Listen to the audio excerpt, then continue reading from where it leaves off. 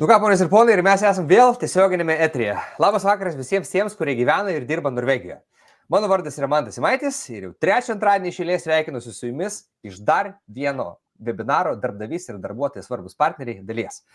Ir iš tikrųjų niekad nelaukiant noriu pristatyti šių webinarų ciklų pažybą, tai yra moterį, kuri po sunkaus ir alinančio darbo Norvegijos darbo inspekcijoje grįžta namo, sėda prie kompiuterio ir jau trečią antradienį iš eilės be jokio atlygio ir honoraro visiems Norvegijos lietuviams paruošė aktualią temą susijusią su darbu Norvegijoje. Tai yra Daina Bogdanienė. Labas, Daina. Sveiki, labas vakaras. Tai vat, ponas ir ponai, šiandienos mūsų webinaro tema yra legalus darbas, lygus socialinės garantijos. Ir būtent šioje temoje bus aptariamos Norvegijos administracinės institucijos ir jų kompetencijos. Pakalbėsim apie įstatymus, kurie turi įtakos jūsų darbo santykiams, taip pat apie teisės į laisvadienas, tai lygos dienos, vaikų lygos, atostogos, atostoginiai, ką privalo darbdavys, ką privalo darbuotojas, socialinės garantijos, tai yra išmokos, pensijos. Žodžiu, šiandien bus fantastinis turinys, taip kad dar kartelį, ponios ir ponai, raginu jūs pasidalinti mūsų transliaciją tam, kad visados atrastumėte tą transliaciją ant savo Facebook'o sienos ir kiti jūsų draugai pamatytų ją. Ir dar noriu pasakyti, kad tai yra paskutinė tema iš 3, kuri yra specialiai subalansuota ir sukurta visiems tiems, kurie dirba samdomą darbą Norvegijoje ir nori žinoti savo teisės. Ir kiti 3 ateinantis antradieniai bus labiau subalansuoti darbdaviams ir jų temoms, bet puikiai tiks ir visiems tiems norintiems gerai jaustis savo darbo aplinkoje. Labas, Daina. Labas dar kartą. Nu, papasakok, man, žinai kas, mes iš tikrųjų čia su Daina prieš 15 minučių jau susitikę, aptarėm biškai šiandienos eigą, visą temą. Daina papasakok, kaip jinai praleido savaitgalį, bet žinai, koks man įdomiausias klausimas.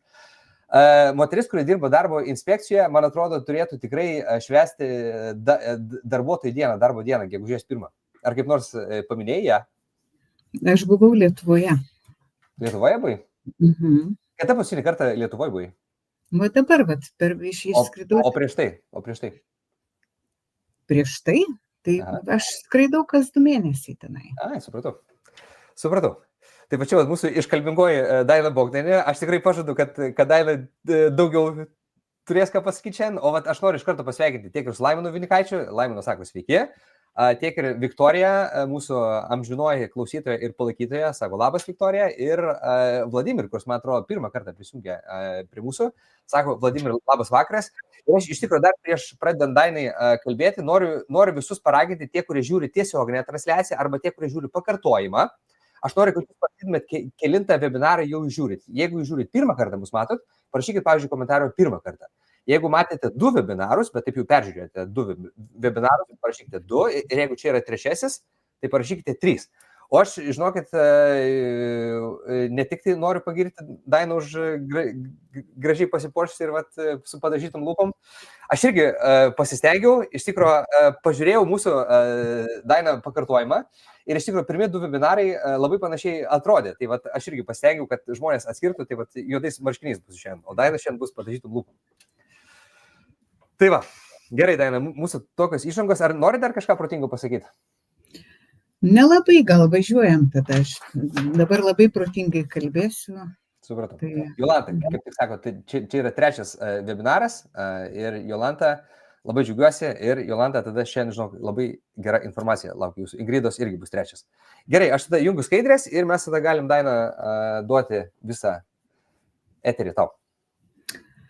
Tai ačiū visiems, kurie klauso ir kuriem įdomu. Aš, žinokit, labai irgi galvojau daug ruošdama šitą temą ir ganėtinai trumpinau šitą savo webinarą, nes supratau, kad aš visko tikrai negaliu pasakyti, bet aš pabandysiu kalbėti apie pagrindinius principus, kurie veikia Norvegijoje. Ir kuo greičiau ir kuo giliau jūs juos suprasite, tuo lengviau jums bus čia gyventi. Tai pirmiausia apie Norvegiją. Čia yra Norvegijos žemėlapis ir, kaip žinote, Norvegija yra didžiulė šalis, bet joje yra tikrai mažai gyventojų. Man tai pasakyk, kiek procentų Norvegijos teritorijos yra apgyvendinta? Geras klausimas.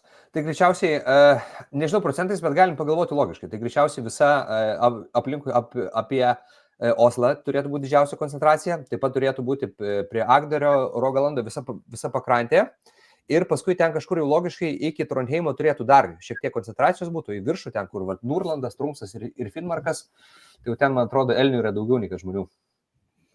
Nu, viskas teisingai, jo, bet iš tikrųjų kiek procentų, tai nustebsite, tik tai 2 procentai teritorijos apgyvendinti yra žmonėmis. Tai jeigu skrendate lėktuvu, matote juk, kad tai yra tiesiog kalnai, fjordai ir kartais reikia važiuoti netgi Garangirvida, ar ten Geirangirvida vadinasi.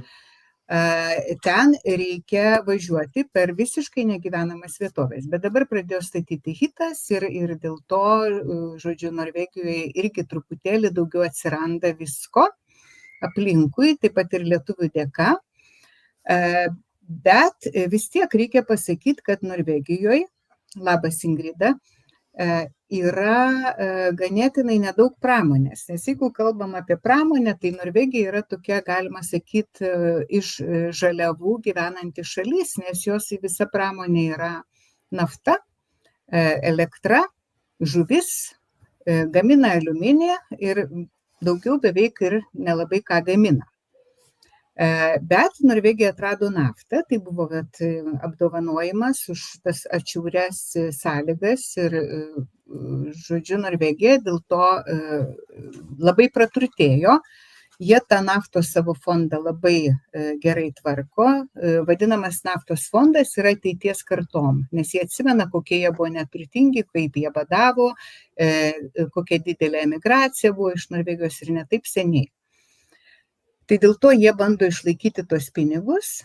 Ir kitas labai svarbus dalykas, Norvegijoje yra labai daug filkių vadinamų apskričių, tai regioninė politika čia yra vykdoma, jie bando aprūpinti, žodžiu, visus regionus pinigais, nepaisant to, kad ten ir nėra jokios pramonės, ir duoti jiem tam tikrą savarankiškumą, nes kai kurie regionai netgi turi savo galimybės susirinkti savo mokesčius pagal savo įstatymus. Pavyzdžiui, vienas pavyzdys yra, kad Osle mums reikia mokėti už būstą, netgi tą vieną būstą, kurį tu turi mokestį Osle. O Bærum, kur matosi man iš lango, ten jau nereikia šito daryti. Bet tokiu būdu jie bando surinkti pinigus į biudžetą, kad išlaikyti turtą ir jį paskirstyti teisingai, labai rūpinasi lygybę ir gerovę visose vietovėse, nepaisant ten ar yra šiaurė, ar ten yra daug žmonių, ar mažai žmonių, bet nuvažiavę į tas vietovės mes matysime visiškai tokią pačią situaciją kaip Osle ir netgi galbūt didesnius ir gražesnius namus, todėl kad yra viskas išskirstyta. O kitose šalyse galima pasakyti, kad taip nėra, nesgi žinome, kad beveik visur yra ir skurdus regionai, ir turtingi regionai, bet taip nėra Norvegijoje. Ir Norvegijoje tas yra labai svarbu. Ir pagrindiniai principai Norvegijoje yra, žodžiu, išlyginti socialinius skirtumus, kaip kalbėjome, maža galios distancija, tai regionų politika, pinigų perskirstimas ir parama silpniems visuomenės nariams, šeimai, neįgaliems, pabėgėliams, kitiems neturtingiems asmenims. Ir dideli mokesčiai. Kaip tikriausiai pastebėjote, apmokestinami keliai, bumpengeri, mokate visur, kur tik bevažiuotumėt. Muitai mokami už įvežamas ten bulves, yra jos kvotos ar ne, kas kai kam atrodo labai keista, bet iš tikrųjų taip norvegai savo žemdirbių interesus gina ir savo produktų pagamintų Norvegijoje interesus, nes jeigu to nebūtų, būtų didžiulė konkurencija ir tikriausiai visą tai bankrutuotų, kas Norvegijoje gaminama. Automobilių mokesčiai didžiuliai, alkoholio mokesčiai ir taip pat, aišku, kuo daugiau uždirbi, tuo daugiau ir mokesčių moki. Progresinė sistema mokesčių. Ir norvegai labai didžiuojasi šituo savo modeliu ir jie labai jį saugo. Jų yra pasakymas itte før man kan nytte, tai yra duok prieš naudodamasis, pirmiau duok į biudžetą, po to jau gausi, jeigu tau reikės. Tai tokie socialistiniai principai, nes Norvegija yra visgi socialistinė valstybė ir tą reikia pripažinti. Ir norvegai gerbė savo sistemą, nes jie sukūrė ją patys, jie labai gerbė tą pasitikėjimą ir lojalumą, kuris yra tai sistemai čia Norvegijoje. Jie pritarė apmokestinimo politikai, visai noriai moka mokesčius, pakalbėkit su norvegais. Jie žino, kad jeigu aš moku mokesčius, tai tie mokesčiai mano nueis gal geriem dalykam. Ir jie nori gerovės visiems savo gyventojams. Kaip jie sako, kiekvienas žmogus yra mums svarbus. Ir taip pat jie labai nenori, kad jų pinigai būtų išvežami. O imigrantai, kurie nesupranta šitos sistemos, jie turi tokį supratimą, kad jeigu netikrina, tai galiu pasinaudoti, netiki mokesčiais, bet nori gauti išmokas. Ir nelabai nori čia gyventi, ypač šiaurėje, nes labai daug, pavyzdžiui, pabėgėlių centrų buvo įrengti tolimesniuose atšiauriuose Norvegijos regionuose, bet jie labai dažnai ten pagyvena truputį ir po to susikrausto visi aplinkoslą. Na ir daug imigrantų nori uždirbti labai daug, labai greitai ir negyventi Norvegijoje, o su tais visais pinigais išvažiuoti, kur gyventi yra geriau. Ar tu pritari mano tokiam pastebėjimam? Aš visiškai pritariu, tik tai prieš atsakydamas aš labai norėčiau dar kartelį pažiūrėti mūsų geografiją, kaip išsidėsti mūsų žiūrovai. Parašykite gal kažkur tai miestą, iš kurio stebite, arba tiesioginės transliacijos žiūrovai, arba tie, kurie žiūri įrašą. Mes žinokit, net ir jeigu žiūrite įrašą, mes vis tiek matom jūsų komentarus, tai parašykite iš kokio miesto esate atvažiavę, gyvenate tiksliau. O aš iš tikrųjų, Daina, labai tau galiu pasakyti, kad labai tikslios ir teisingos įžvalgos yra, nes tikrai visi gerbė sistemą. Čia būtų mano komentaras, turbūt yra tas, kad norvegai susikūrė labai gerą sistemą ir etiniai norvegai naudojasi ją ir viskas veiktų kuo puikiausiai, bet atvažiuoja daug imigrantų, tie, kurie tiesiog randa spragų, turbūt pasitikėjimo spragų ir tai užkerta sistemą ir norvegam tai trumpina, nelabai supranta, kaip galima be bilietėlių, pavyzdžiui, važiuoti autobusu arba kitus dalykus daryti. Aš čia paklausiau tokio klausimo, iš kurio labai džiaugiuosi, kad iš Bergeno stebi mus ir Vitalijus, labas Vitalijų, iš Bergeno stebi ir Oslas ir Alta kaip tik kalbėjom apie šiaurę, linkėjimai. Parašykit, kiek Altui laipsnių yra, turbūt kokie bus 2 laipsniai. Oslas, Selje ir Harštado Mindaugas yra netoli. Paskui norėčiau dar paliesti tai, kad norvegai nenori, kad pinigai būtų išvežami, tai čia labai logiškas dalykas, man atrodo, visi tie, kurie gyvena savo šalyje, nelabai norėtų, kad jų pinigai būtų išvežami, o dėl imigrantų labai pritariu tam ir tikrai nesupranta sistemos, atsimeni, Daina, aš nelabai atsimenu, ar yra dabar, bet prieš tai, kai aš atvažiavau į Norvegiją, buvo su traukiniu važiuojant 2 tipų vagonai. Buvo oranžinis ir pilkas, man atrodo, ir juodas, arba žalias ir juodas. Tai juodas ten, kur konduktorius vaikšto, o oranžinis ten, kur jeigu tu turi bilietėlį, tu atsisėdi ir tavęs neliečia niekas, nes tu turi bilietėlį. Ir atvažiavusiam, tai čia life hackas būdavo, ta prasme, oranžinis vagonas. Galybė bilietų, ar ne? Absoliučiai, jo, o norvegam nesupranta. Tai netikrina, naudokis, netiki mokesčiais, bet nori gauti išmokas. Labai pažįstamas dalykas. Nelabai nori gyventi čia, ypač šiaurėje. Labai dažnai pasitaiko tokių komentarų iš tautiečių, kad sako, tie norvegai, žinai, tam visais epitetais apibūdina. Ir nori uždirbti daug greitai, o gyventi kitur labai pažįstamas irgi variantas, kai nori daug uždirbti, o grįžti į Lietuvą ir statytis kur nors namą. Kas nėra blogai čia, tiesiog mūsų toksai... Bet jo, taip yra. Bet iš tikrųjų norvegai nori labai remti žmonės, kurie čia gyvena. Ir mes apie tai kalbėsime, tuos tikruosius nuolatinius gyventojus. Tai pirmiausiai lietuviam, kurie atvažiuoja čia, aišku, jų, kadangi čia dirbantiem Norvegijoje, tai reiškia priežastis, dėl ko jie atvažiuoja į Norvegiją, yra dažniausiai darbas arba pas šeimą dirbantį sutuoktinį važiuoti galima, arba tėvą motiną. Ir tada jie moka mokesčius ir tik tai tada jie įgyja visas teisės į socialinės garantijas, motinystės, tėvystės, ligos, nedarbo ir taip toliau, ir pensijas, kurios labai rūpi irgi lietuviam. Ir apie tai mes ir kalbėsime dabar. Bet Norvegijoje yra tokie gyventojų tipai, gyventojai ir uždarbiautojai. Ir aš galiu pasakyti, kad sistema šita palankesnė gyventojam, nors jie nori ir uždarbiautojų. Jie nori, kad jiem padarytų darbą, bet jie labiau remia, visgi tik tai, aš tam labai matau, tikruosius gyventojus, kurie yra integravęsi. Tai jeigu gyveni Norvegijoje ir dirbi, turi tikrai pilnas teisės į socialinės garantijas, o tik tai jeigu važinėji į Norvegiją dirbti, yragi tokių ar ne, tai jau yra sudėtingiau. Tie, kurie dirba NUFose, kas yra NUFas, man tai žinai tu? Ne, žinok, norėjau tavęs paklausti. Norsk Utenlandsk Foretak. Tai yra Norvegijoje registruota užsienio įmonė. Ir tada jie dirba su komandiruotais darbuotojais. Dažnai labai, kurie gyvena Lietuvoje, bet atvažiuoja padirbti 3 savaitės ir išvažiuoja atgal. Ir jiem atrodo, kad jie puikiai, nuostabiai dirba Norvegijoje ir moka čia mokesčius, bet dėja taip nėra. Ir apie tai truputėlį irgi mes kalbėsime. Aš labai džiaugiuosi, kad jūs taip aktyviai rašot komentaruose, nes komentarai padeda ir mums susigaudyti jūsų suinteresuotumo temomis ir paskleisti visą tą turinį. Ir mes dar su Daina prieš pradedant šitą transliaciją pasikalbėjom, bandėm atspėti jūsų skyrius, kokiuose skyriuose dirbat. Tai jeigu galėtumėt, pavyzdžiui, parašyti komentaruose, kurioje šakoje dirbat, ar, pavyzdžiui, statybų sektorius, ar valymas, ar kažkokia tai gyvulininkystė, ar žemės ūkis, ar inžinerija, parašykite komentaruose, mums labai įdomu paskui su Daina pažiūrėti mūsų kontingentą, kokie lietuviai žiūri webinarą. Jo, būtų labai tikrai smagu tą pamatyti.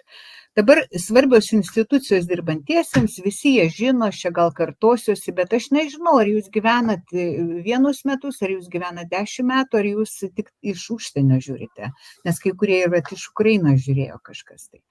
Tai pačios svarbiausios institucijos dirbantiesiems yra pirmiausiai mokesčių tarnyba, Skatteetaten. Matote, ženkliukas yra tortas, iš kurio išpjaunamas gabalas, ar ne? Tai čia ir rodo jie su šito logo savo, kad tu dalį savo uždirbamų pajamų atiduodi į bendrą stalą. Tai yra bendra ižda, iš kurio jeigu tau reikės, tu galėsi paimti.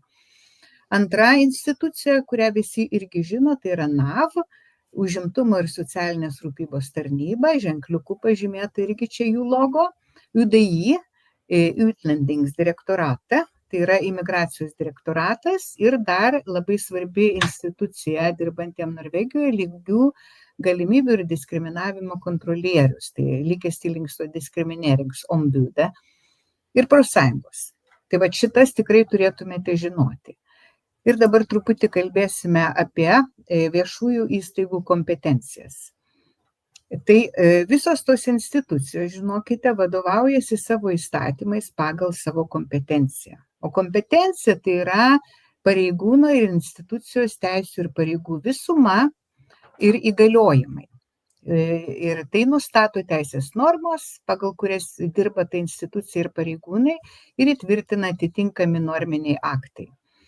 Ir institucijos pareigūnų kompetencija apibrėžia atitinkamos organizacijos taisyklės, nuostatai ir pareigybinės instrukcijos.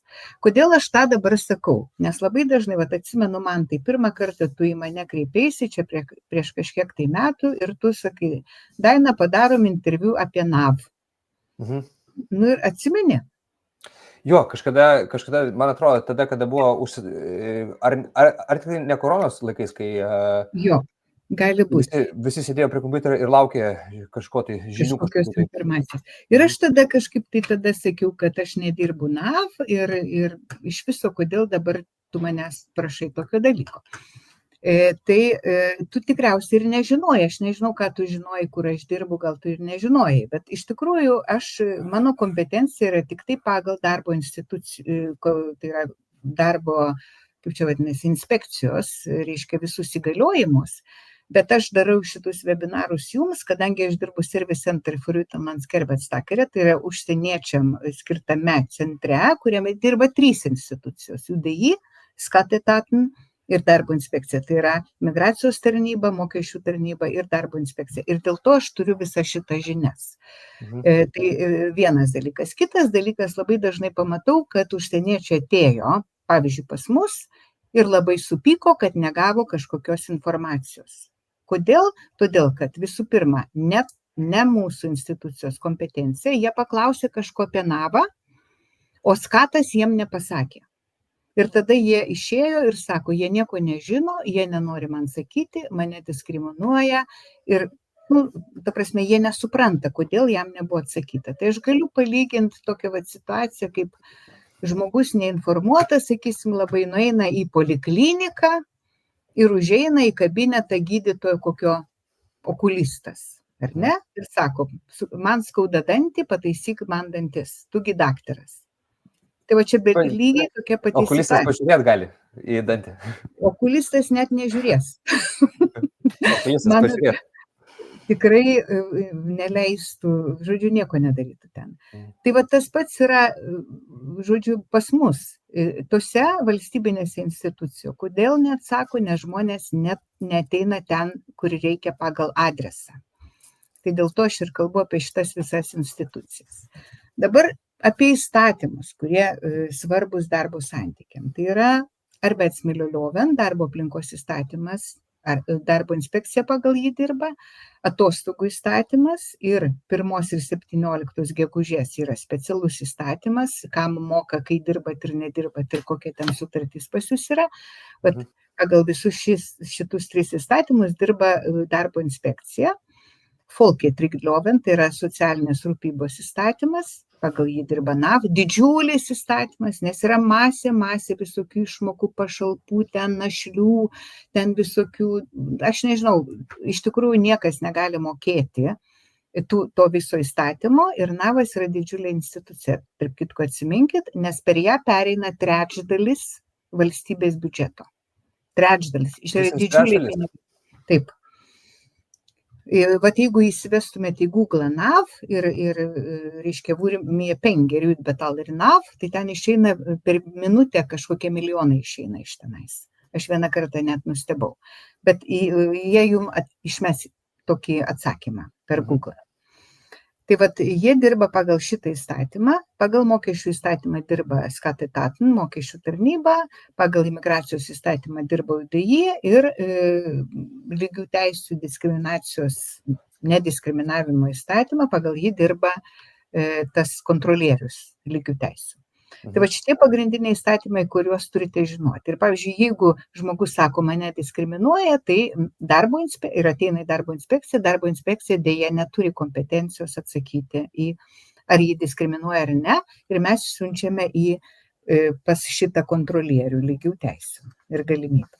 Tai čia praktiškai šita skaidrė veikia taip, kad jeigu tu turi kažkokį tai klausimą, kuris, tarkim, yra susijęs su mokesčių mokėjimo, tai tu atsisuki šitą webinarą, paspaudi pauzę, pasižiūri Skatteloven, mokesčių įstatymas ir Skatteetaten yra, taip?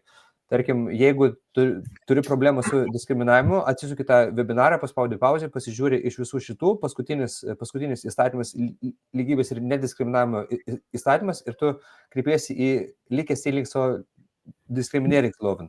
Į šitą instituciją, ne? Taip. Tai vat būtent, tai čia būtų gerai, kad tą žinotumėt, bet svarbiausia, aišku, jums pasakys, jeigu jūs nueisite, jums pasakys, kur jums eiti, bet svarbiausia, kad jūs nesupyktumėte, jeigu jums nesako, nes žmogus tarnautojas, jisai gali nežinoti, nes visi tarnautojai ateina ir pirmiausia, jie žino savo įstatymą, pagal kurį jie dirba.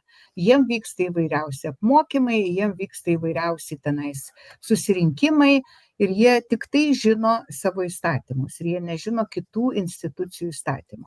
Darbo inspekcija ir NAVas labai dažnai painiojami ir aš parodysiu, kodėl.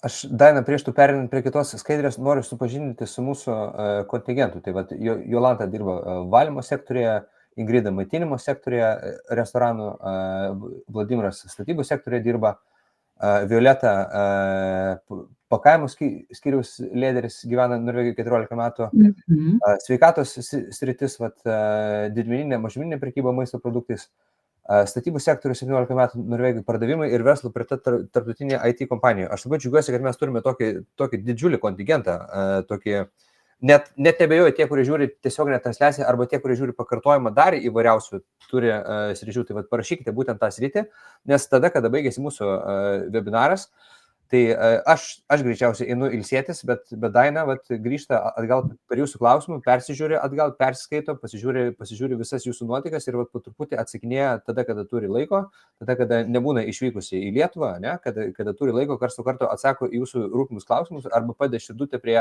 gražaus komentarų. Tai parašykit komentaruose, tiesioginės ir netiesioginės transliacijos žiūrovai savo sektoriui ir bus mums tikrai įdomu pasižiūrėti.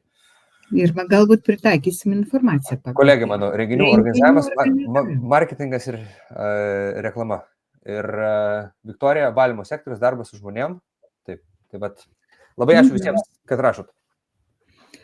Dabar, žodžiu, kas svarbu atvykus? Tai darbo sutartis, tai visų pirma, tai jūsų pagrindas Norvegijoje, pagal šitą sutartį jūs registruos Norvegijoje. Tada turite darbo sutartį, apie kurią kalbėjome pirmame webinare, ir einate į Skatteetaten, kur jums išduoda mokesčių kortelę ir taip pat išduoda asmens kodą.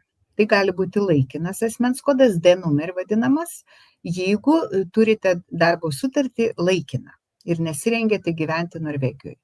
O jeigu rengėtės, jeigu jūsų darbo sutartis yra 6 ir ilgiau mėnesių, tai galite gauti registracijos liudijimą iš imigracijos direktorato, UDI, ir gausite nuolatinį asmens kodą, pešūnų numerį arba Fetsils numerį, kaip vadinasi, Skatteetaten išduoda. Ir visą tai galima padaryti SUA, Service Center for Utenlandsarbeidstakere, tai yra specializuoti centrai, kuriuose yra visos šitos institucijos, paminėtos aukščiau. Tai tuos dokumentus aš patarčiau rinkti, turėti savo archyve, savo asmens kodą, D-numerį arba pešų numerį, išmokite mintinai, tikriausiai mokate, bet tikrai patarčiau. Niekam neduoti patarčiau, net žmonai ir vyrui savo, tikrai, nes tai yra jūsų asmeninis kodas, labai jums svarbus. Nes aš dabar visai, šiandien buvo, tarp kitko, pas mus susirinkimas, kuriame aiškino apie identiteto vagystę. Ir tai yra labai paplitę. Dabar galima daryti labai daug įvairių dalykų su jūsų asmens kodais. Bet ar užtenka vien tik tai asmens kodą turėti, ar reikia ir slaptažodžius žinoti? Slaptažodžiai tai dar baisiau, bet jeigu jūsų asmens kodą turi žmogus, tai gali, tarp kitko, netgi yra tokie pažeidžiami užsieniečiai, iš kurių tos asmens kodus nuperka ten už 1000 kronų ir paskui pridirba kažką su jais. Jie gauna tos kodus, jie išvyksta į savo šalis kažkokias užsienio, o tie kodai toliau gyvena ir juodus pinigus uždirba, su jais yra atidarinėjamos įmonės, pavyzdžiui, su tais kodais. Ir taip toliau. Taip, kad galima ir su vienu kodu asmeniniu žmogaus padaryti daug dalykų, nuo kurių paskui tas žmogus išsigąsta. Registracijos liudijimas, toksai registreringsbevis, jūs gaunate jį UDI, tai yra jūsų dokumentas, kad jūs esate legaliai Norvegijoje kaip ES pilietis ir galite čia dirbti, kol turite darbą. Tai tą liudijimą saugokite, nes jo duplikato niekas neišduoda. Turėsite visą procesą praeiti iš naujo.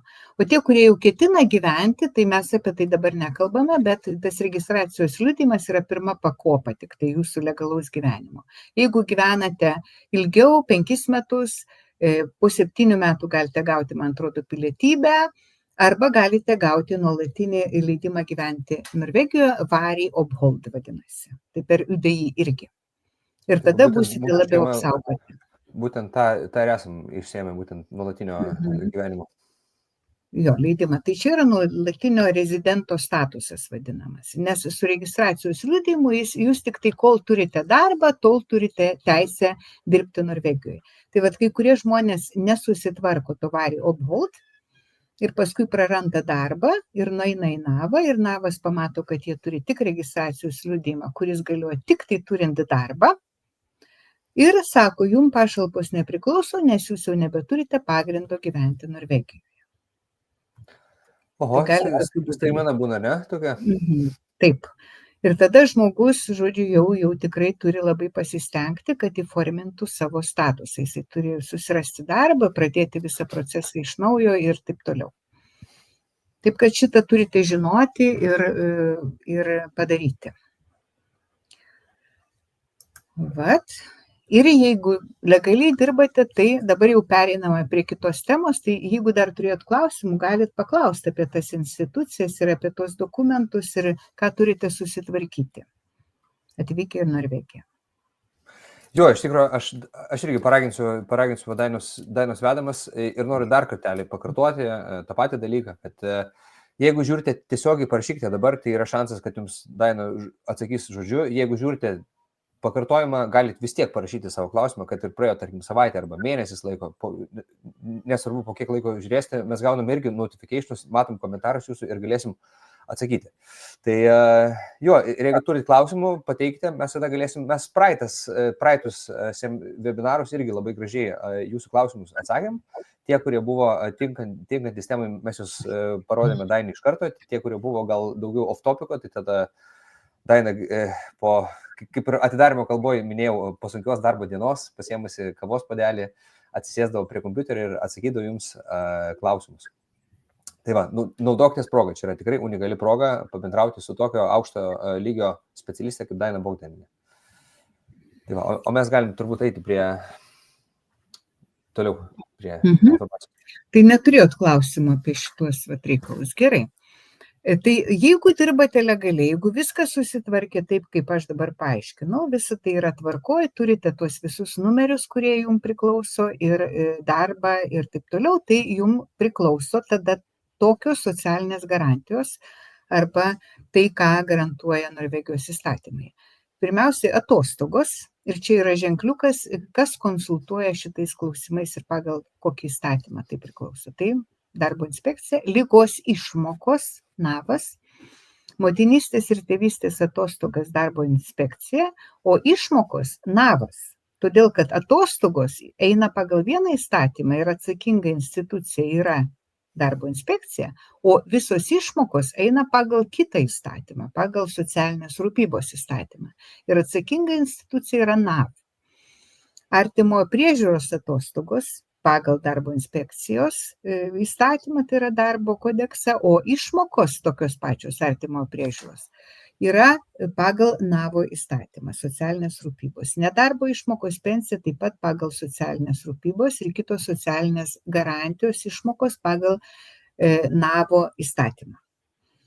Ir jeigu žmogus kreipiasi dėl atostogų, tai gali kreiptis į darbo inspekciją, bet jeigu dėl išmokų, tai tik tai NAVAS ir darbo inspekcija jau nežino, kiek tau išmokų priklauso, ar tau iš viso jos priklauso, pagal uždirbtą sumą pinigų ir taip toliau. Tai čia nepainiokit, todėl kad labai dažnai daromos būtent čia klaidos ir pykstama, kad neatsako, nes kreipiamasi ne ten, kur reikia.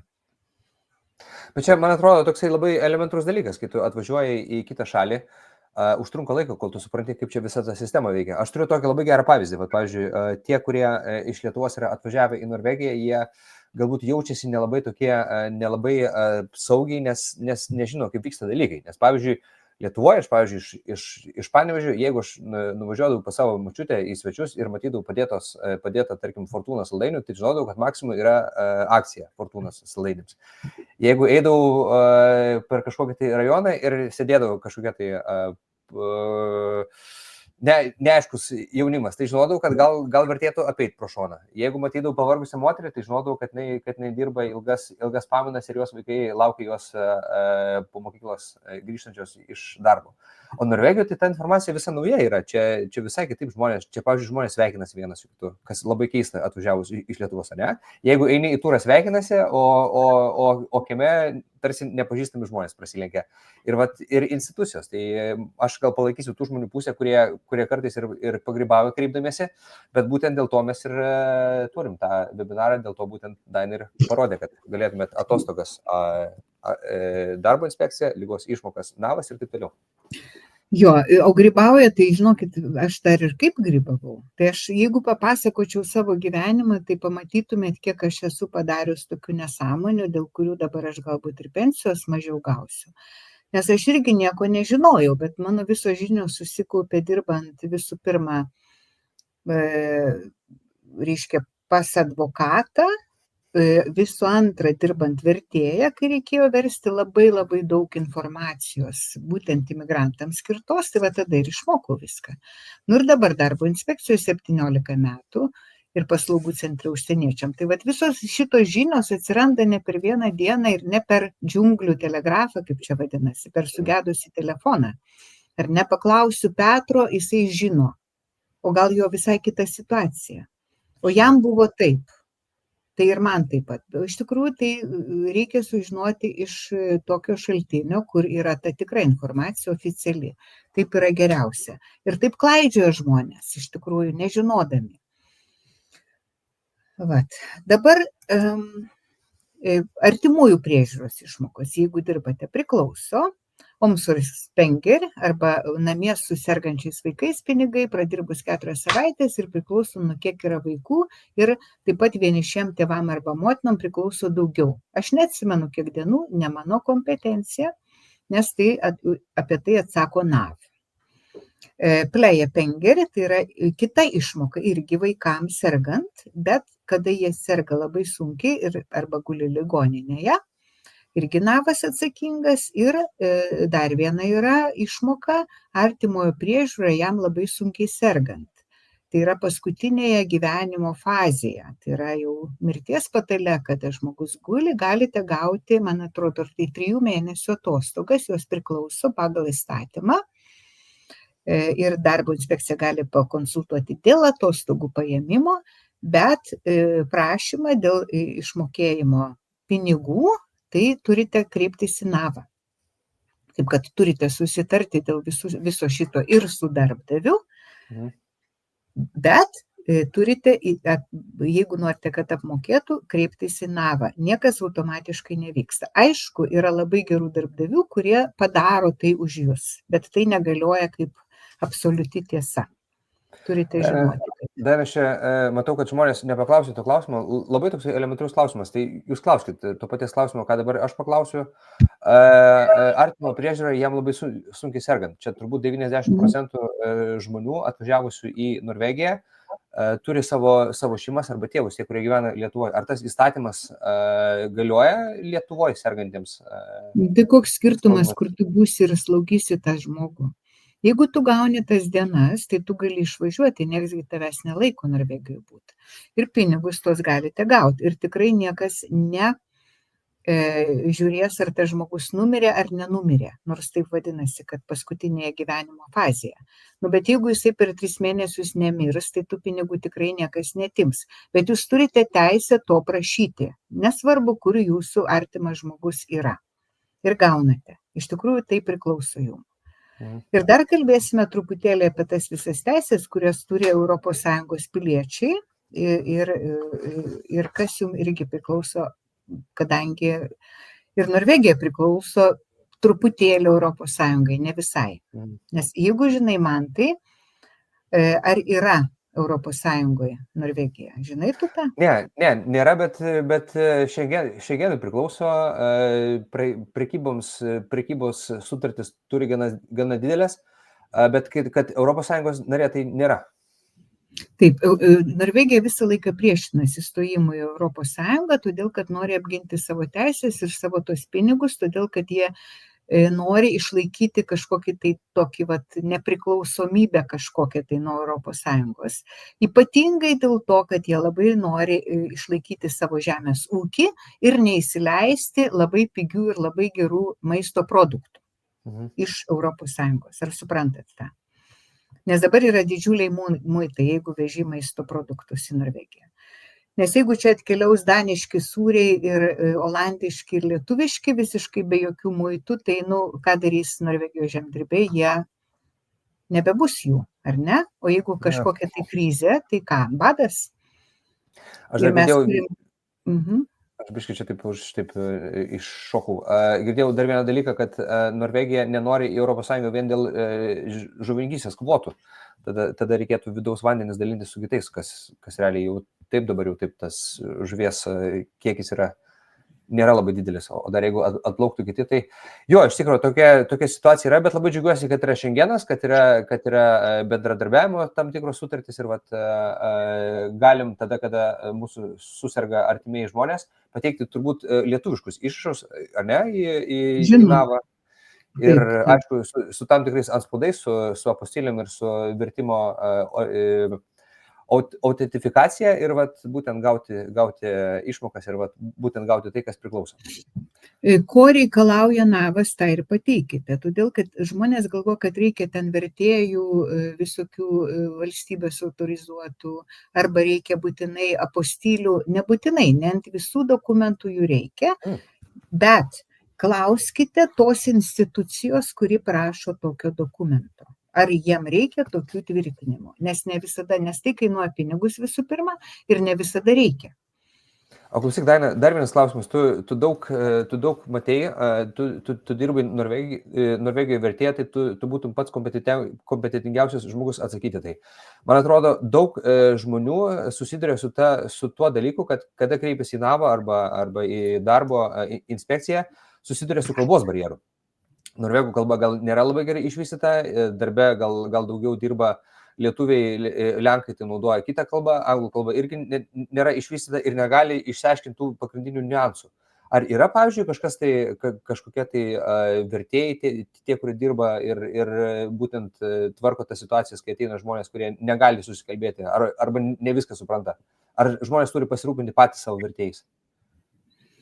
Kaip kada? Vertėjai nebūtinai priklauso, bet jeigu jūs kreipiatės į valstybinę instituciją ir jums gresia kažkokios tai baudos arba kažkokia tai tikrai labai sunki, sudėtinga situacija, tai jūs galite paprašyti, kad jums skirtų vertėją. Ypatingai, jeigu tai yra toks vadinamas ingrep. Ta prasme, jeigu yra galimybė, kad jūs nukentėsite, sakysim, NAV ten jūs baudžia ar taip toliau, ir jūs nesuprantate, apie ką visas tas reikalas. Tai tada tikrai patarčiau, kad kreiptumėtės ir gautumėte vertėją. Valstybė tada yra numačiusi lėšas tokiems vertėjams. Kitais atvejais jūs turite patys pasirūpinti vertėjais, todėl kad Lietuva yra Europos Sąjungoje. Ir lietuviai atvažiuoja čia ieškoti darbo, tai yra savo norų ir savo planais susiplanuotais, ar ne, ir niekas neprivalo jiem duoti tų vadinamų pagalbinių priemonių, jeigu jie nesusišneka. Yra tikimasi, kad jie sugebės komunikuoti Norvegijoje, kur yra anglų kalba arba norvegų kalba.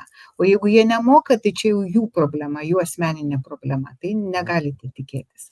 O dėl vertėjų, tai kai kurie naudoja savo vaikus kaip vertėjus arba draugus, nežinodami, ar jie ten moka tą kalbą ar nemoka, ir labai dažnai priverčia labai daug nesąmonių.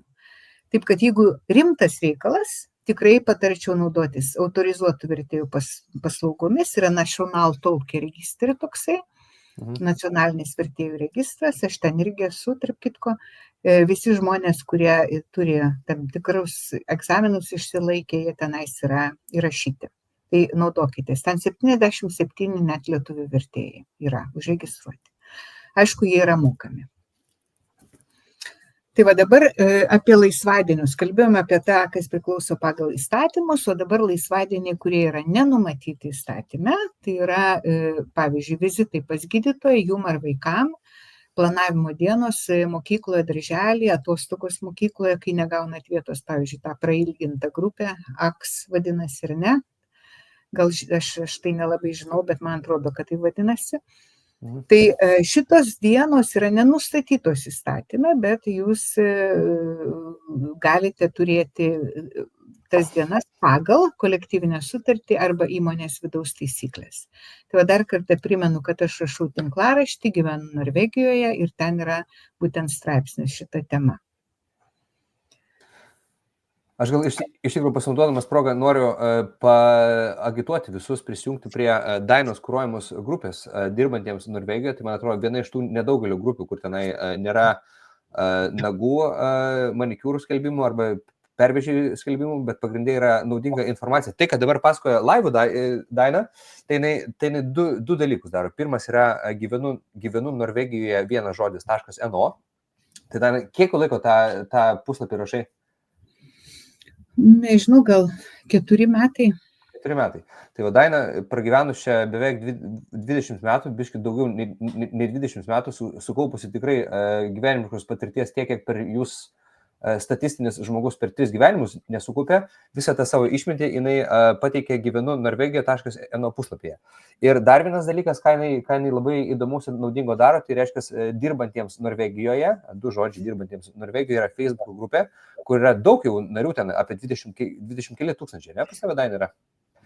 Tai vat, Yra 36, man atrodo, 36. tūkstančiai. Tai kas Ir dar yra viena grupė, gyvenu Norvegijoje, tai ten dar aktyvestai jinai yra. Dar, ne? Tai vat, kas man patinka toj grupėje, kad, kaip ir sakiau, nėra tokių bereikalingų kažkokių tai skelbimų, bet yra keliamos kažkokios tai socialinės temos, socialiniai klausimai, kažkokia tai aprašoma tema ir klausimai nuomonės jūsų ir tada galite pasižiūrėti, kaip, pavyzdžiui, mūsų lietuviškas mentalitetas koreliuojasi su Norvegijos mentalitetu. Tai 2 dalykai. Gyvenu norvegijoje.no ir dirbatiems Norvegijoje Facebook puslapis. Ir dar galite prisijungti prie galima ir čia, bet aš daugiau tokį pramoginį turinį orientuosiu. Tai va, tokie dalykai. Bet labai gražu, kad mes susijungiam, galime ir čia, ir dirbantiem Norvegijoje. Galim kažką gero padaryti. Gerai, tada važiuojam toliau ir prieisim prie labai svarbios temos apie pensijas, bet dabar pirmiausiai apie... Ačiū, Laimonai. Apie nedarbo pašalpą, DAC5 vadinasi, dienos pinigai, reiškia, verčia kai kas, bet iš tikrųjų tai yra nedarbo išmoka arba pašalpa, netekus darbo, gaunama jinai yra, nežinau labai daug apie ją, bet man atrodo 64% buvusios algos, bet aišku reikia dirbti prieš tai. Bet žinokite, kad NAV reikalavimai dabar labai griežtėja ir iš viso, kadangi dabar ypatingai toks taupimo režimas Norvegijoje įjungtas yra, nes daugybė pinigų išeina vėjais, kažkur tai nieks nežino, kur jie išeina. Ir gana daug per NAVą išskirstoma pašalpų, norint padėti žmonėm, bet mes matome, kad žmonės nuo to tik tai išlempa. Tarp kitko įma jau matyti Norvegijoje. Tai bandoma truputėlį prisukti tą kranelį ir išmokų atidėjimas, vadinamas karantena, jeigu pats žmogus išeina iš darbo. Yra 18 savaičių, tai yra 4,5 mėnesio. Tai jeigu pamatote, kad nenorite, negalite dirbti, tai sugalvokite planą, iš ko jūs gyvensite, jeigu išeisite iš darbo. Ir kitas dalykas, jeigu pamato, kad atleistas esate neteisėtai ir jūs nieko nedarėte, tiesiog išėjote, tai irgi NAVas gali jums uždėti karanteną. Nes jie sakys, kad kodėl tu nekovoji su darbdaviu, kad tave paliktų darbe. Tokie pasitaiko dabar dalykai. Oho. Jo. Ir dar yra laikinai atleidus iš darbo, permitering vadinamas, ar ne, kai susidaro tam tikrą situaciją įmonė ir atleidžia. Laikinai, pavyzdžiui, yra sumažėjimas kažkokio tai darbo krūvio, ar nieks neperka prekių, arba nėra užsakymų. Tai gali išleisti, bet jie pamatė, kad tai yra piktnaudžiaujama šita tvarka ir dabar labai tikrina, ar yra pagrindas taikyti permiteringą laikiną atleidimą. Nes yra tokių atvejų, kai darbdaviai pasako, dabar aš truputį tave permiterinsiu, tu pas mane dirbsi, aš tau algos nemokėsiu, bet tau mokės NAV. Ir NAVas tą jau pamatė, kad tokie modeliai yra taikomi. O klausyk, dar praktinis klausimas, būtent iš tos skaidrės. Jeigu, tarkim, situacija darbdavys, darbuotojas kažkur nesutarė ir abu supranta, kad laikas išsiskirti. Gal tarkim, pasakysim daugiau, kad iš darbuotojų pusės. Kaip reikėtų teisingai pasielgti, suformuluojant išsiskyrimą, norint gauti NAVO išmokas iš karto? Ar tai darbdavys turi pasakyti, kas jį atleidžia, ar pats savo išėjimo? Tai geriausiai darbdavys, bet aš nežinau, dažniausiai žmogus jau tiesiog dirba labai ne tuo tempu, kaip anksčiau, sumažina savo tą atsidavimą tam darbui, kurį turėjo, ir ieško kito darbo, dirbdamas turimame darbe. Tai va taip toks yra sprendimas. Tiesiog turite rasti, ką jūs darysit išėję iš to darbo. Ir nesėst ant NAVO. Nes labai dažnai tiesiog žmogus, tam ir yra atidirbimo laikotarpis, nes žmogus susiranda kitą darbą, jau eina kitą darbą, bet kitas darbas jį priims tik tai po pusės metų, nes jie labai puikiai žino, kad tu turėti dirbti. Dar buvusiam darbdaviui tavo įsipareigojimai yra. Tai taip reikėtų daryti, o negalvoti, kad aš iš karto eisiu ant NAVO. Bet jeigu jūs įrodysite NAV-ui, kad buvo didžiuliai konfliktai, kad jūs darbo metu ten, žodžiu, gydytojų yra pažymos, kad darbas jūs sargdino tiesiog, kad jūs ten jau negalėjote ištverti ir turite dokumentaciją, tai gali būti, kad NAV-as netaikys karanteno to arba atidėjimo išmokų ir jums duos išmoką. Bet turi būti labai individualus atvejis. Supratau. Na ir ką, pensija, tai vat mes gavom klausimą vieną. Jo, aš gal pradėsiu nuo klausimo. Mes gavom ir Facebook'e iš tikrųjų klausimą ir gavom prieš kokią 15 minučių, bet aš Violeta specialiai laukiu šitos skaidrės, bet mes pirmenybę teiksim tie, kurie būtent e-mailų parašė. Tai jeigu norite e-mailų atsiųsti klausimą, kad mes į kitą temą atsakytumėm iš karto jums, tai galite padaryti Dainos darbinių e-mailų, tai yra daina.bogdaninė@arbastilsinilset.no. O aš galiu pasakyti, kad mūsų klausimas yra iš Lino ir Linas sako, sveiki, man yra 45 metai, esu labai didžiulis jūsų podcast'o fanas, žiūriu kiekvieną antradienį ir laukiu kitų antradienio ateinančių. Ir ne, čia aš pats sukūriau tą. O Linas klausė, sako, Norvegijoje dirbau 10 metų, tai yra FAS kontraktas, norvegiška įmonė. Ir kiek laiko reikia pradirbti Norvegiją, norint užtikrinti pensijos išmokas, tai minimalias arba vidutinės. Ir ar būtina pensijos metu gyventi Norvegijoje, kas atsitiktų su pensijos išmokom, jei dabar išsikelčiau gyventi atgal į Lietuvą. Ir ačiū, sako Linas. Tai va, aš šitą klausimą palaikysiu, bet jeigu Linas dabar žiūri, tai gal jis ir gaus atsakymus, nes kiekviena pensija yra individuali, kaip ir kiekvienas gyvenimo klausimas ir nėra tokių aiškių atsakymų taip arba ne. Žmonės tik tai labai tokie ganėtinai primityvūs įsivaizduoja, kad į jų individualią situaciją galima pritaikyti kiekvienam žmogui. Taip dėja nėra. Tai aš dabar paaiškinsiu principus pagrindinius, o po to jau atsakysiu į Lino klausimą, jeigu galima. Tai pensinis amžius Norvegijoje 67 metai, bet nuolat yra kalbama apie ilginimą pensijos. 70 metų nori padaryti, kad būtų, galbūt ir 72. Tai nežinom, kaip bus ateityje. Išimtinais atvejais galima dar ir dabar gauti Norvegijoje pensiją nuo 62 metų, AFP, Aftale Festet Pensjon vadinasi, tai kai yra sudaryta sutartis tam tikra su darbdaviu. Bet dabar labai mažėja tokių sutarčių, nes būtent šitos pensijos kaupimas Norvegijoje darbdaviui labai stipriai kainuoja, labai daug kainuoja.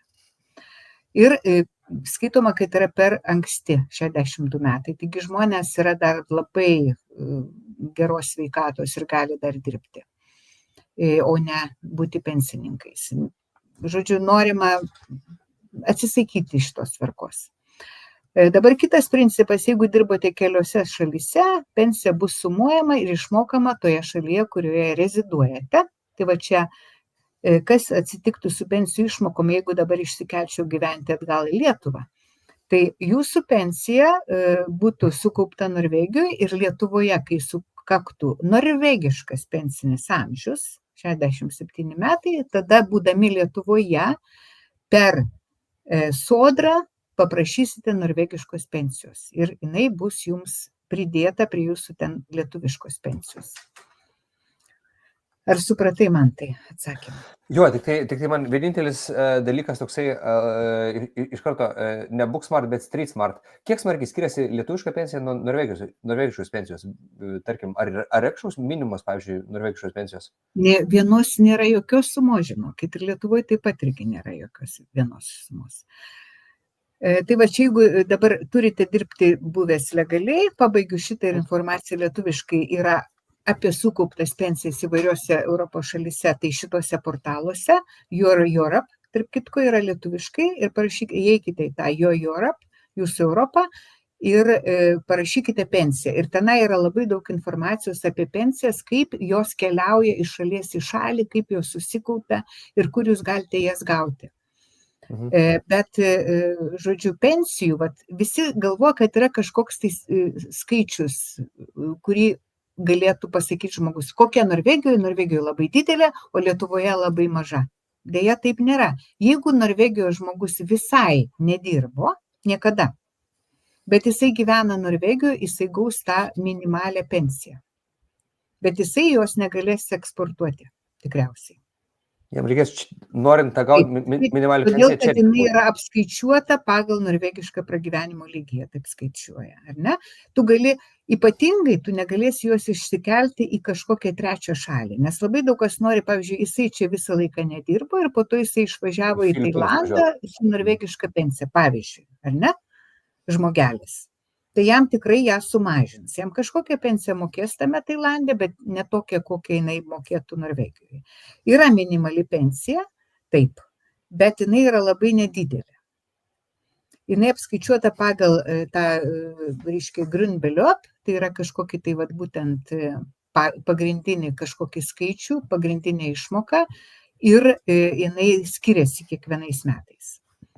Va, Laimonas Vitnikaitis, mūsų toksai administratorius, greičiausiai pokalbį. Jisai protingai kažką turi pasakyti mums. Jo, tai vat ir labai įdomią parašė, pasitikrinti galima prisloginus prie minpension.no. Tai vat, ačiū Laimonui tau už pasidalinimą. Ir aš norėčiau iš tikrųjų grįžti 15 minučių atgal, beveik 20 minučių atgal, nes Violeta parašė mums apie pensijas klausimą, bet tada, kada buvo kalbama apie registrėjimus bevis. Sako, Violeta, jeigu žmogus turi registrėjimus bevis, nelimituotai kaip su pensija, reikia tvarkytis nuolatinį leidimą ar tiesiog galima turėti registrėjimus bevis? Galite turėti registrėjimus bevis, bet pensija kaupiasi visiškai nepriklausomai nuo jūsų leidimo arba registracijos Norvegijoje ir to nuolatinio gyventojo statuso, bet pagal tai, kiek dirbote metų ir kiek uždirbote ir kiek mokesčių sumokėta į valstybės iždą. Ir dabar rodau, iš ko susideda pensija norvegiška. Tai jinai susideda iš valstybinio tos valdiškos pensijos, navinės, tai yra valdiška. Sako, kad labai maža ir tikrai jinai yra gal nedidelė. Tada yra darbdavio kaupiama pensija. Obligatorisk tjeneste pensjon, OTP dar vadinasi jinai, parodysiu po to kitą slaidą apie tai. Tai yra darbdavio kaupiama pensija, anksčiau ją kaupė, kas norėjo kaupė, kas nenorėjo nekaupė. Pavyzdžiui, man nekaupė nuo 2000, ten, kada aš atvažiavau, 91 metais. Tai darbdaviai man nekaupė šitos pensijos. Tai man susikaupė. Ar tu Norvegijai 91 metais, nuo 91 metuose? Taip. Nuo tada, kada Lietuva tapo laisva, o kaip tai primečia? Nes mes Europos Sąjungoje. Padarysim kitą, klausyk, interviu. Galėsim, atskirą padaryti laidą apie Dainos Vognės istoriją. Wow, gerai. Tikrai esu labai sužavėtas. Aš pasakiau, kad tu 20 metų gyveni čia, tai man tai 30 metų reikės, 35. Taip, 35. Tai darbdavio kaupiama pensija privaloma pasidarė 2006 metais, kada priimtas įstatymas apie tą OTP obligatorisk tjeneste pensjon. Bet vieni darbdaviai kaupia 12% ir 15% gali būti labai geri darbdaviai, ar ne? Bet kiti, kas yra privaloma pagal tą įstatymą, tai yra tik tai 2%.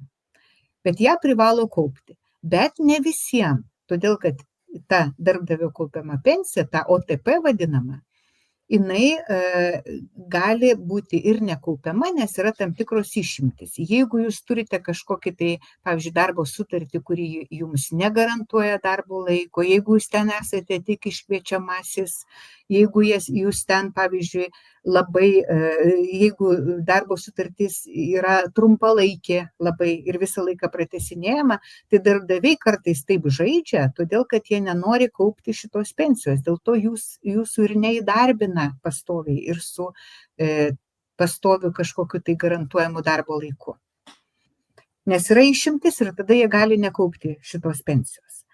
Tai o kitas labai mažas gabaliukas tos jūsų pensijos iš jūsų asmeninių santaupų. Tai ką susitaupėte, nusipirkote gal butą, antrą, trečią ir po to galite nuomoti arba galite sudaryti sutartį su privačiais pensiniais fondais. Pavyzdžiui, Gjensidige, IF, DNB, ten turi visi tos pensijų fondus ir jie visą laiką siūlo ir reklamuojasi. Tai jūsų asmeninė pensija. Tai iš to susideda ta norvegiška pensija.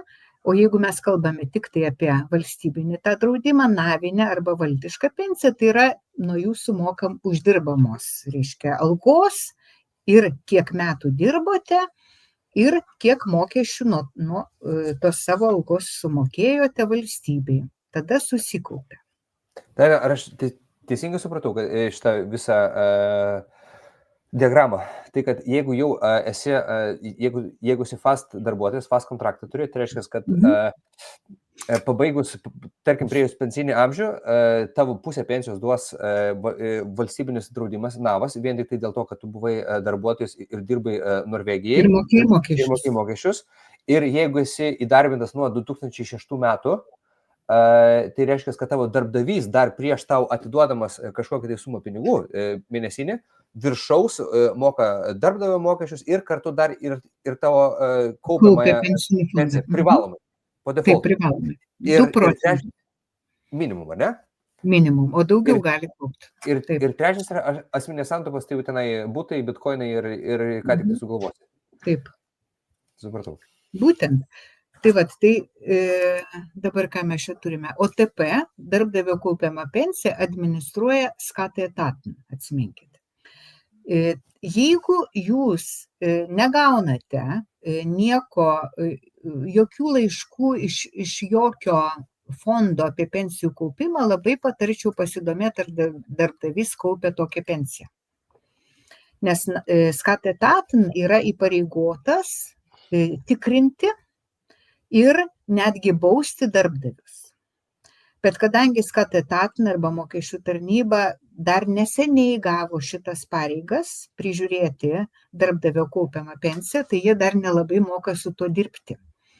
Bet tikrai, jeigu pamatysite, kad jūs negaunate laiškų iš pensijų fondo ir turite abejonių, ar darbdavys jums kaupia iš viso šitą pensiją, aš labai patarčiau ateiti į Service Center for Foreign Workers, tai yra paslaugų centrą užsieniečiam Osle arba kitur, arba kreiptis, pavyzdžiui, net ir į mane, todėl kad dabar yra didelis dėmesys būtent šitai temai skiriamas, nes yra duomenų, kad labai daug darbdavių, ypatingai kurie dirba su užsieniečiais, nekaupia būtent šitos OTP pensijos žmonėms.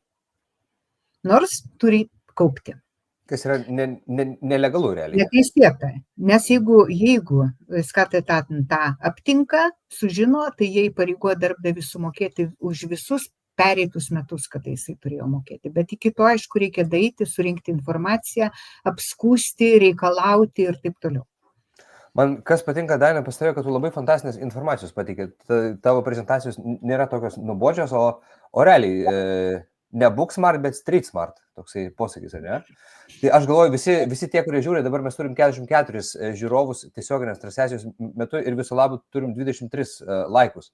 Tai padėkit paprasčiausiai vieną kartą, paspauskit laiką, padėkokit Dainai už visą tą informaciją. Jūsų laikai, tai praktiškai kaip gėlės mums yra, žinokit, o širdutės yra kaip puokštės gėlių. Tai jūs padėkit laikus arba širdutės. Ir taip jūs padėsite biški mums dar pasiekti ir daugiau žmonių. Vat aš pradžiai pasakau, kad mes tą darom neatlygintinai, vienintelis dalykas, ką mes nebent paprašysim jūsų, kad jūs ateitumėt pas Dainą į grupę, gyvenu Norvegijoje, arba dirbatiems Norvegijoje, arba pas mane įgalima ir čia, ir paprašysim, kad jūs būtumėt aktyvus. Vat buvo 23, dabar jau turim 39 laikus, tai ačiū jums labai. Tie, kurie žiūri pakartojimą, tą patį padarykit, ačiū jums labai ir mes galim tęsti turbūt, ne?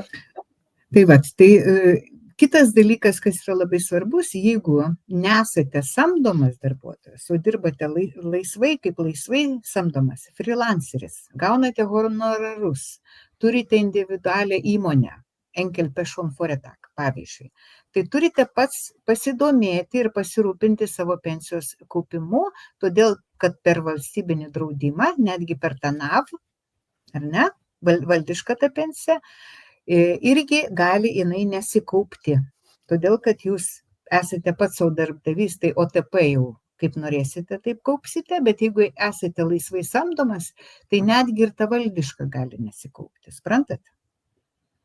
Nes aš labai buvau šokė dideliam, pasakysiu tokią intimę detalę iš savo gyvenimo, aš dirbau vertėja 8 metus ir aš sužinojau, kad gaudama tikrai labai didelę algą ir mokėdama labai didelius mokesčius, aš pensijos nekaupiau, nes aš buvau laisvai samdoma. Bet dabar aš dirbu valstybinėje įstaigoje ir kurie dirba staten, tai yra valstybiniais tarnautojais, arba kurie dirba komune, tai yra savivaldybei, tai jiem pensija tikrai kaupiasi, nes ten yra geros pensijų kaupimo programos. Bet savo pensiją turite domėtis jau iš anksto, patarčiau. Čia mes kaip tik gavom ir klausimų, iš tikrųjų, aš net nespėjau skaityti, čia ir aistrų yra įsimetę komentaruose, bet aš noriu šitą pasakyti Dainiaus Pelakausko, va. Sako, jei aš pradirbau nuo 2015 iki 2017 nesu fasto ir tada 5-6 metus su fast kontraktu, ar galiu tikėtis pensijos, nes nuo 22 metų gyvenu nebe Norvegijoje. Ar čia yra per daug specifinis klausimas, Dainiaus? 22. 15. Jo, aš dabar skaičiuoju. Labai galimas daiktas, kad kažkokia tai pensija susikaupė. Nes jūs mokėjote, jeigu mokesčius, tai jinai susikaupė. Čia Dainiau. Bet kokia, tai tikrai negaliu pasakyti, todėl kad didelės pensijos, tikėtis pradirbus tiek mažai metų, nelabai yra realu, sakyčiau aš. Ir va tokios kaip minimalios pensijos arba vidutinės, minimalią pensiją gauna gyvenantis žmogus, taip sakant, truputėlį toksai nuskurdęs visiškai, galbūt niekada nedirbęs, tai jam yra paskaičiuojama minimali pensija. Bet minimali pensija neskaičiuojama negyvenančiam Norvegijoje žmogui. Nes minimali pensija yra kaip pašalpa iš tikrųjų. Ir tokia duoda net Lietuva, pavyzdžiui, žmogui, kuris net gal ir nedirbau, bet jisai gauna kažkokią tai minimalkę, ten kaip vadina, ar ne, kad galėtų valgyti, iš ko turėti. Bet čia yra ta netikroji pensija, čia ne jūsų sukaupta yra pensija. Bet mes kalbam apie sukauptą pensiją. Tai va Dainiui sukaupėt taip, bet kiek tikrai nežinau. Kada ateis pensinis amžius, toj šaly, kurioje gyvensite, pateiksite prašymą. Ir aš dar kartelį parodysiu Laimono komentarą, Dainiui, įsloginkit min.pension.no ir turbūt ten galėsi pasižiūrėti viską. Ir jeigu nesuprasit, tiesiog nukopink ir per Google Translate išsiversk ir viskas bus normaliai. Arba Navi yra ta priemonė, va yra instrumentas, prašau Dainiau, įeinat į Navą, pasispaudžiat mygtuką privat, tai yra asmeniniai klausimai ar privatus asmuo, ir įsiloginate, tai yra užsiregistruoti su savo kodais, kurių niekam neturite duoti, tik taip pat turėti, ir galite apsiskaičiuoti savo pensiją. Tai Navas turi tokį instrumentą. Aš norėčiau dar prie šitą skaidrę kreiptis į mūsų žiūrovus. Mes dabar daugiau nei valandą laiko turim webinarą ir Daina šiek tiek prasidant transliacijai buvo sunerimus, sako, gal aš per daug pasakoju, gal per daug skaidrių, nes pirmos tavo skaidrės buvo, kiek pirmą paruošus buvai variantą, iš virš 30 buvo skaidrių, ne? Buvo 30, dabar pamažinai. O dabar pamažinai. Tai parašykite komentaruose, pirmas komentaras turėtų būti jūsų, ar ne per ilgai viskas trunka, nes akademinė valanda kem 5 minutės, žinant, kad ir tik toką mėgstat pasidėti tas kem 5 minutės iš 3 dalinti reikia. Tai realiai 15 minučių yra tokio fokuso. Ar ne per ilgai ir ar kaip jums labiau patinka, ar daugiau skaidrių ir peržiūrėti per keletą kartų, ar mažiau skaidrių, bet mes tada galim paskalbėti su Daina, biškai taip nuimti visą tą tokią įtampą ir vėl tada grįžti su jumis pabendrauti, kaip jums yra patogiau. Ir mes pagal jūs galėsim visą padaryti mūsų likusius dar 3 webinarus. Tai parašykit komentaruose, ar ne per ilgai ir kaip norit, kad būtų daugiau skaidrių ir fokusuota į turinį, ar kad mažiau skaidrių, bet kad būtų pokalbiai, jūsų klausimai, kad tokias daugiau interakcijų būtų. Tai labai svarbu mums sužinoti. Na ir dabar, žinokite, kad pensija automatiškai tikrai neateis jums, jūs turėsite rašyti prašymą ir ganėtinai iš anksto. Tai, pavyzdžiui, mano yra daug dabar kolegų, kurie išeina į pensiją, tai prieš pusę metų jie ten turi rašyti prašymą, turi pranešti darbdaviui, kad išeini į pensiją, išeiti iš darbo prieš atitinkamą laikotarpį. Ir jeigu reziduojate ne Norvegijoje, bet pensiją, pavyzdžiui, Norvegijoje, tai pensijos prašote per atitinkamą instituciją, per sodrą. Tai yra lietuviškas NAV sodra, socialinis draudimas, ar ne? Ir sodra turi sutartį su Norvegijos NAVu ir jie ten, žodžiu, nusiunčia visus duomenys apie jūs ir jie susišneka, susikomunikuoja ir jums yra paskaičiuojama pensija. Labai trumpa. Man yra 38 metai ir man tik tai dabar atėjo galva iš tavo pasakymą, kad sodra reiškia yra socialinis draudimas.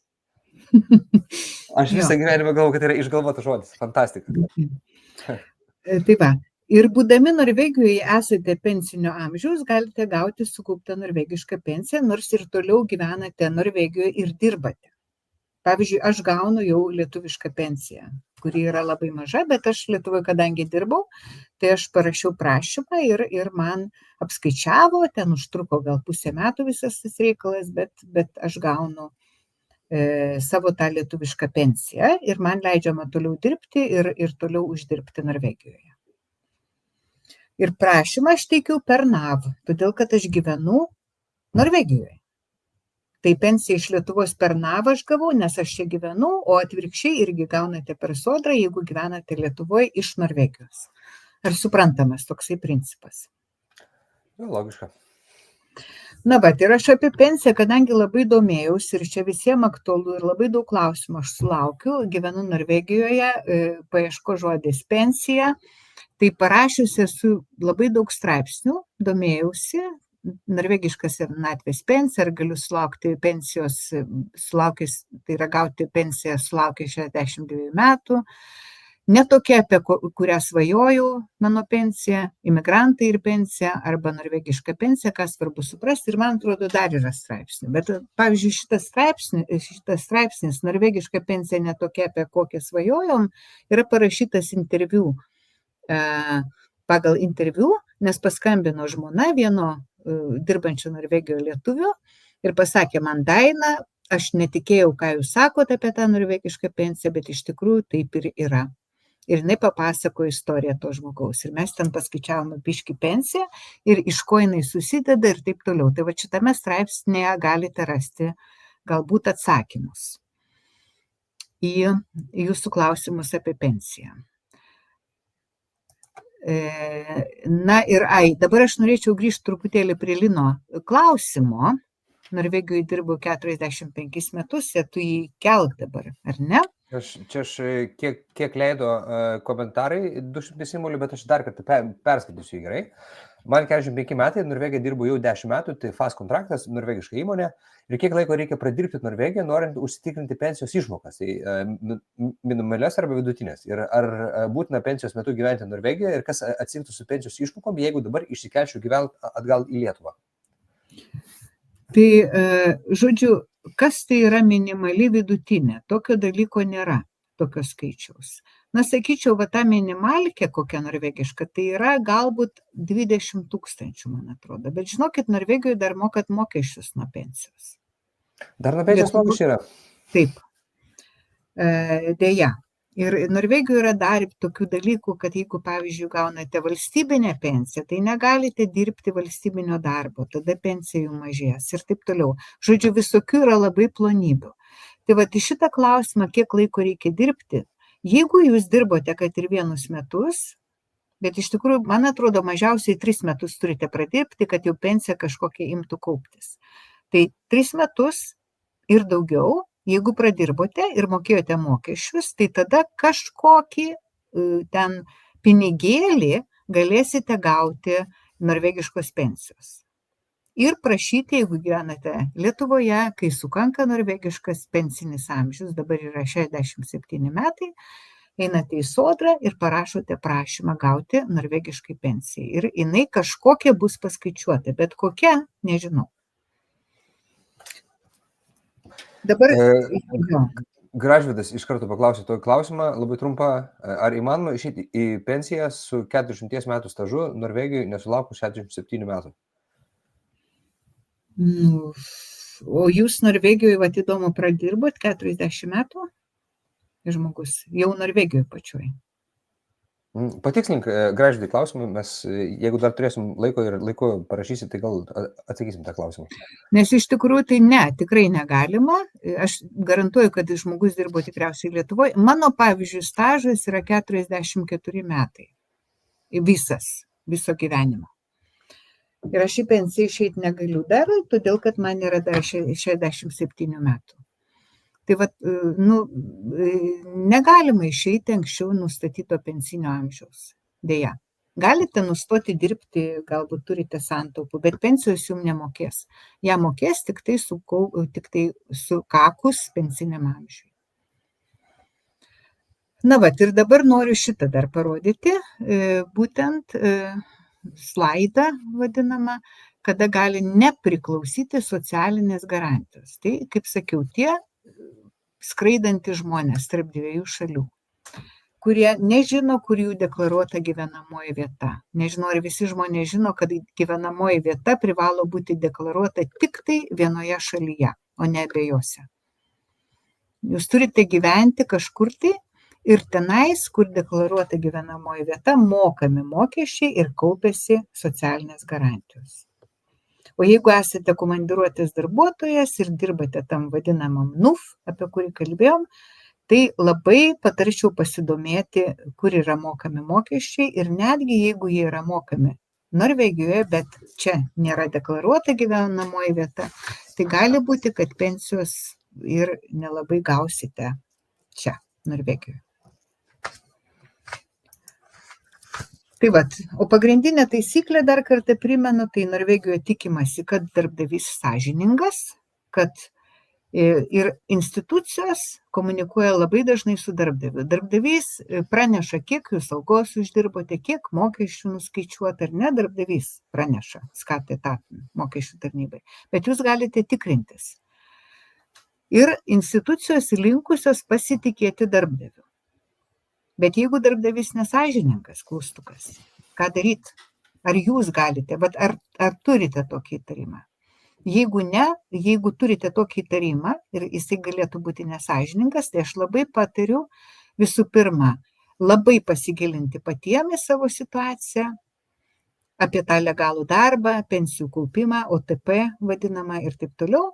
Ir pasinaudoti visomis absoliučiai tvarkomis ir komunikuoti, informuoti atitinkamas institucijas kuo anksčiau.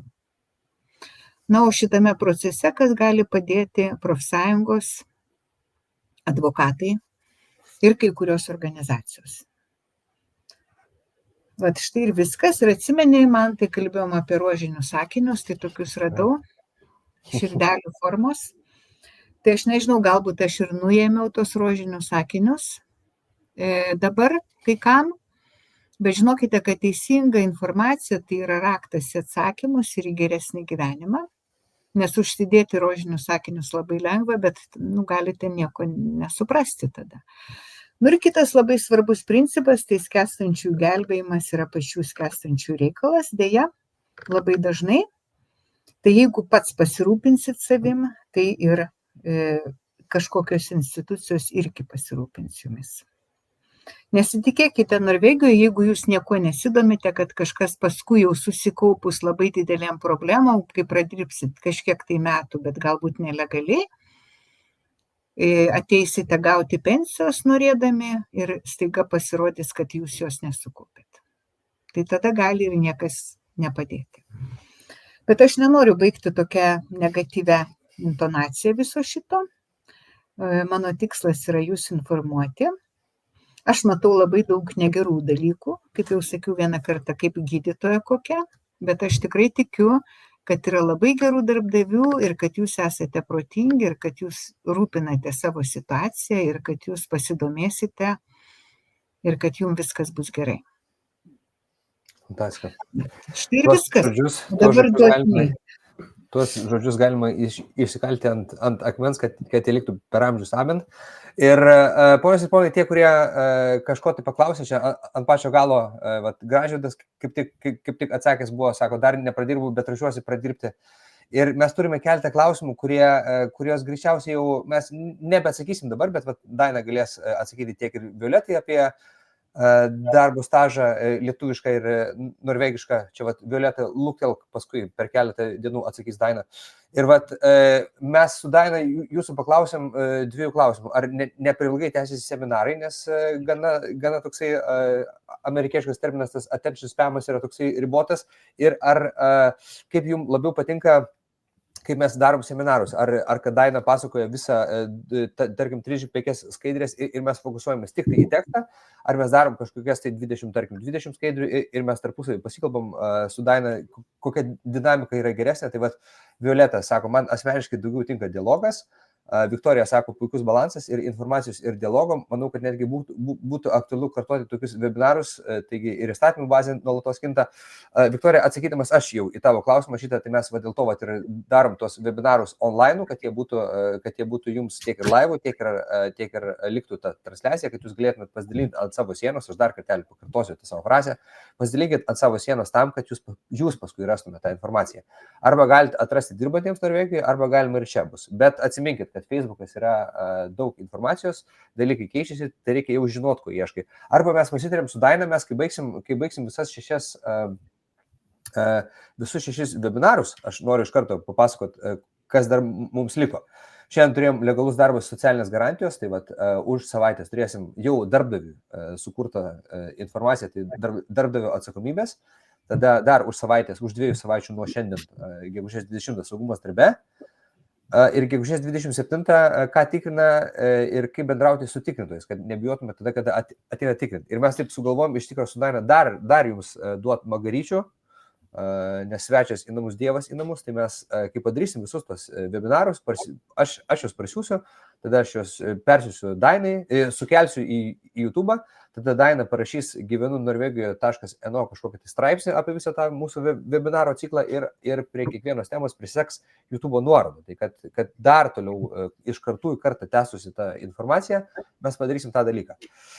Tai va, ponės ir ponai, o aš žiūriu, kad jūsų labai neblogi tokie komentarai yra, tiek ir Vladimiras sako, ačiū jums, tiek ir Alma sako, didelis ačiū jums, Ingrida atsakė į klausimą, sako, neprailgsta, tinka ši webinaro forma, ačiū jums.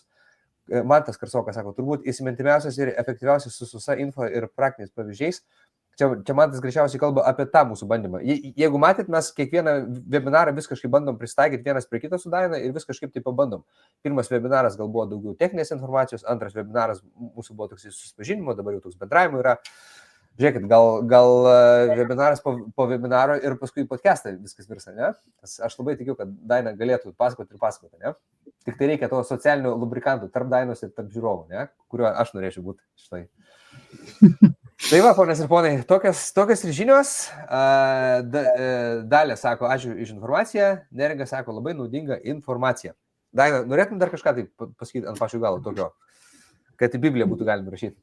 Net nežinau, labai smagu, bet aš norėčiau dar priminti, ką aš sakiau pačioje pradžioje, kad jeigu jūs gyvenate, tai aš tikiu, kad jūs sąžiningi ir taip toliau, bet žinokite, kad gyvendami Norvegijoje, integruodamiesi, jūs kuriate ne tik savo gyvenimą, bet ir savo vaikų gyvenimą. Taip kad tos visos supratimas apie norvegiškas vertybės, kurias aš paminėjau pradžioj, yra labai svarbu, kad jūs netaptumėte, kaip pasakyti, kitokie, negu jūsų vaikai pasidarys kažkada tai, ar ne? Nes jeigu jūs išlaikysite tik tai lietuviškas vertybės, aišku, jos irgi yra gerai, bet labai svarbu žinoti tuos norvegiškus visus principus, apie kuriuos aš kalbėjau jums, nes mes esame šito šalies gyventojai ir turime gerbti jų visą sistemą.